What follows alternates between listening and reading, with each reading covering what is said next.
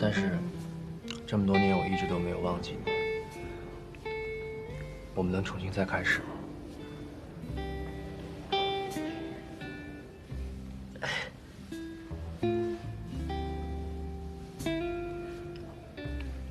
你是不是还怪我跟家人移民，把你一个人留在这儿？没有，我真的觉得你移民挺好的一个選擇。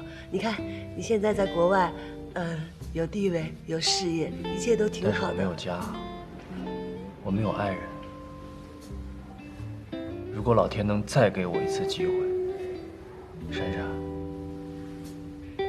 那個人只能是你。哎，能不能好好吃頓飯呀？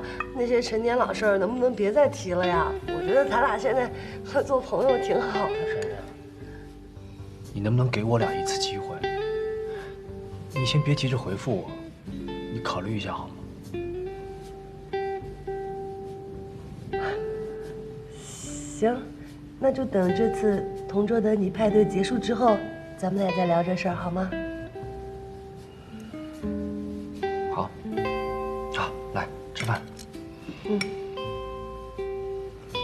像趙家華這樣的金牌選手，你還不得直接給他晉級啊？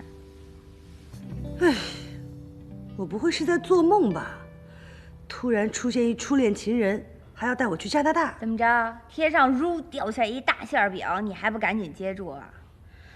大姐，你是無福消受呢，還是想要吊人家胃口啊？我是苦逼的日子過慣了，沒那富貴命，怕硌着牙。賤！你知不知道多少女孩都在流着口水呢？說吧，找我什麼事兒？我們馬場呢準備舉辦一個同桌的你主題 party， 我想邀請你跟我一起參加。跟你主題 party 啊？丟不起那人。跟我怎麼就丟人了？你瞅你長這模樣，乾枯瘦小，尖嘴猴腮，外帶這小學4年級以後就沒長過個兒吧？你也沒長多少啊？